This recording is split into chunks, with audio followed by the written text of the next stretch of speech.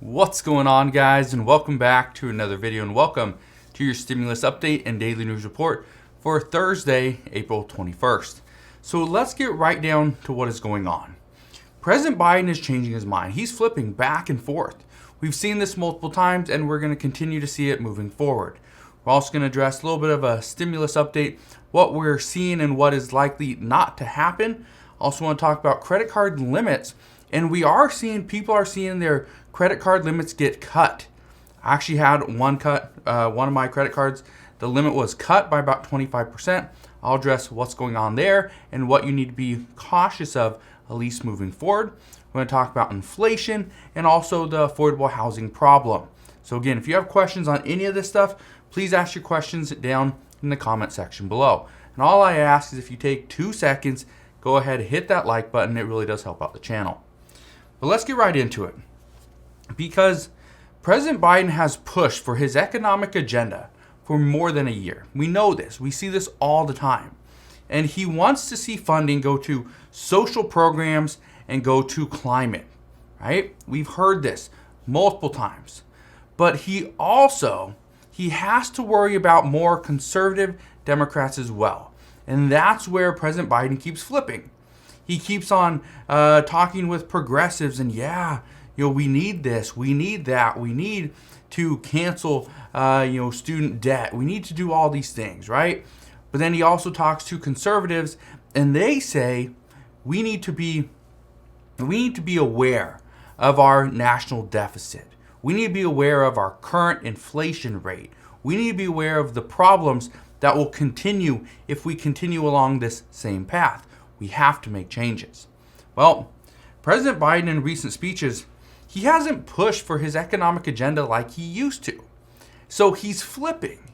Now he's actually going over revenues and additional spending, which is signaling that he's on board with deficit reduction, just like Senator Joe Manchin has been asking for quite some time.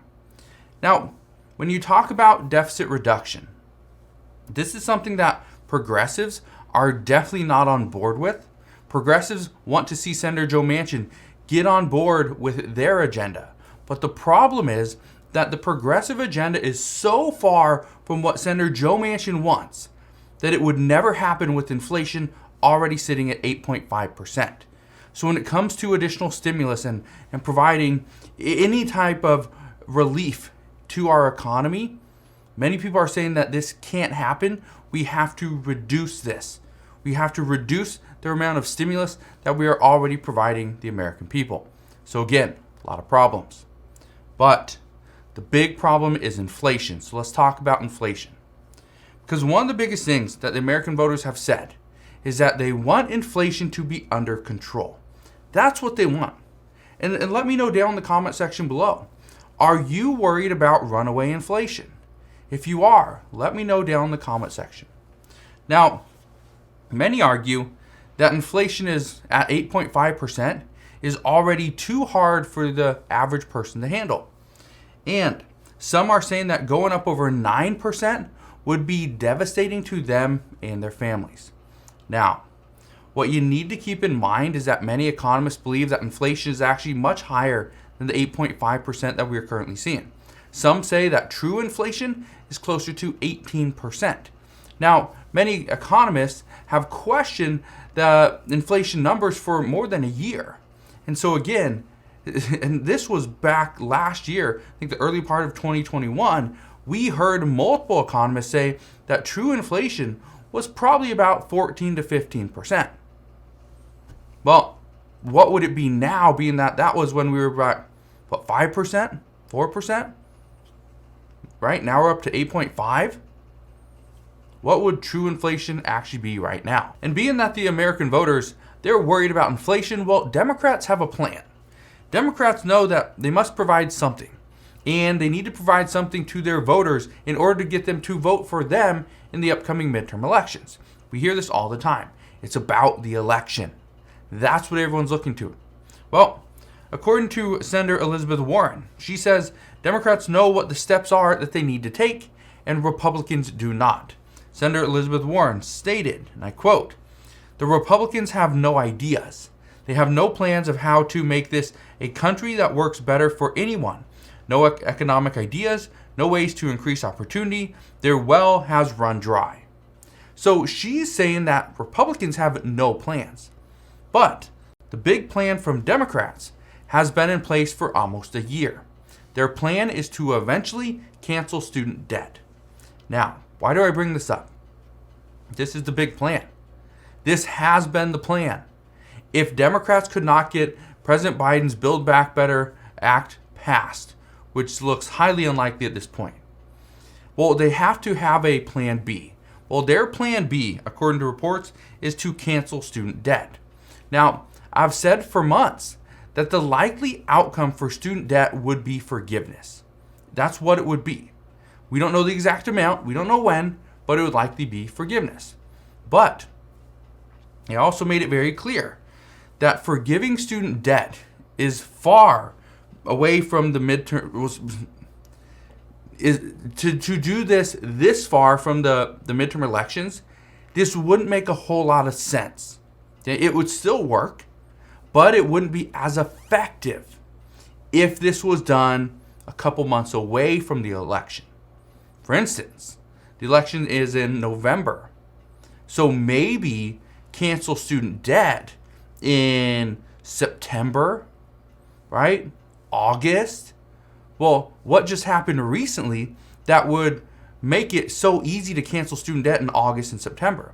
Well, the Biden administration, they extended the student loan payment pause from May 1st, okay, which would have been in 10 days, to August 31st. So this pretty much put their plan into action. And now what we're starting to see is progressives are pushing for student debt forgiveness as well. And they're pushing a little bit more. Even Representative Ro Khanna yesterday stated that $10,000 should be the floor and possibly go as high as $50,000 in student loan forgiveness for each borrower. But remember, the student loan payment pause ends on August 31st. Well, if they cancel student debt in August, September, that's a few months, 2 to 3 months before the midterm elections. And I guarantee you, the American voters would remember how much relief they will get from the student debt forgiveness, okay, in this program. So I guarantee you this is something that we are going to see. Now, just understand, this could all go away. We could see many people fight for these payments to continue because this is something that people signed up for. Just like with credit cards, right? And people go and use a credit card and it's like, I can't really afford the payment. I know I bought all these clothes and the new PlayStation and paid for some entertainment and eating out, but it's just too expensive. I can't pay that, right? I need some like a payment pause for a little bit. We don't see that, but we are seeing that with student loans. So again, it's going to be a lot of issues, but we'll see what happens moving forward. Now we're talking about credit cards. Let's jump into some credit card issues, because many people use credit cards to pay for everyday expenses. Okay, I know I do this. I would much rather use my credit card than a debit card. Okay, I get no incentives, I get no points, I get no miles, I get no cash back from my debit card or paying in cash. So I use a credit card. I use this almost every single day. People also use credit cards to pay for emergencies. And this is great. But the problem that many Americans are facing is that their credit card limits are likely to get cut very soon. Now, I've heard from many people here in the community that have seen or heard of people that have got their credit card limits cut. Some people, it's happened to them. I actually had a business credit card of mine that saw a 25% decrease. Well, it was temporarily. Then I called the company and said, no, I need this for my business. And they put it right back up, even higher than what it was.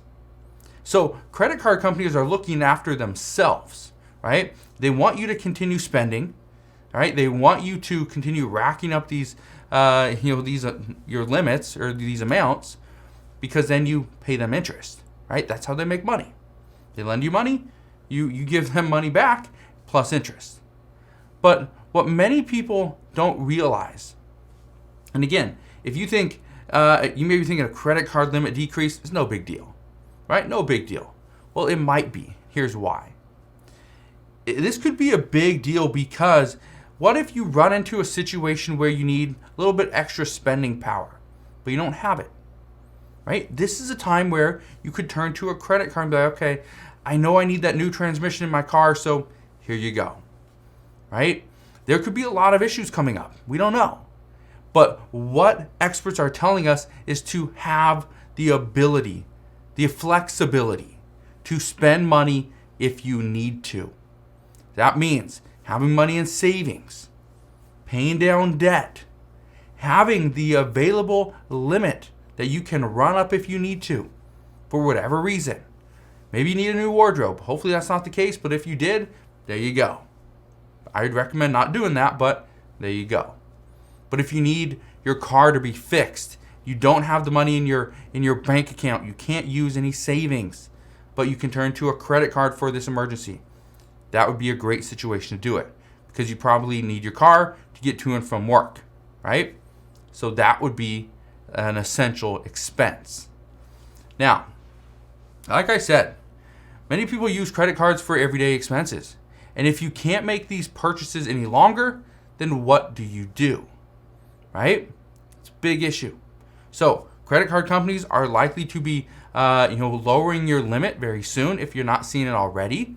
Okay, so just understand this will come, this will happen, and one of the things you can do is call the company and tell them, you know what, I understand what you're doing. Please put my limit back to where it was and explain the reasoning behind it. Because in most cases, just a simple phone call is all you need, and they will push the limit right back up. So make sure you go and do that. And lastly, let's talk about affordable housing. And I want to talk about affordable housing because many developers are under a lot of pressure to build affordable housing. They're being told, hey, that's too expensive, right? Don't do that. Don't put in those finishes. It's too expensive. It needs to be affordable. But the problem is that costs are just too high to make any affordable housing right now. Prices in building materials is still way too high. And just consider this. Because I actually was looking at an apartment building just last week. Now, this apartment building was in an okay neighborhood, not the best place, but this apartment building had nicer finishes than many high-end homes. Now, I sent an email. I was just curious, why they went with some of these materials. I was, just curious. The person said this was all that they had available. They couldn't put in the rental grade materials. Why? Because there was none available. So in order to finish the building, the builder used high-end materials. And by using high-end materials, it pushed the cost way too high. So the price of the building was now too expensive for the area. Again, nice building, very nice building, but not in that area. So again, building materials are getting very expensive. The land has increased substantially. Okay? Wages for contractors to build that building, they've obviously gone up as well. And all of these are problems that don't translate to more affordable housing. If anything, prices will continue to go up in 2022. So I'm not here to tell you that affordable housing is coming back and it's coming back in a big hurry. It's not. We're not going to see affordable housing for any, especially anytime soon. But just keep that in mind whether you're looking for a home, you're planning on renting, right? You're going to move out, whatever it is. Just understand, affordable housing may be very difficult to find. So that's what we know at this time. As always, as I know more, I promise, I'll come back on, share all latest news and updates. Again, just want to thank you guys for watching. Consider subscribing, and I'll see you guys on the next one.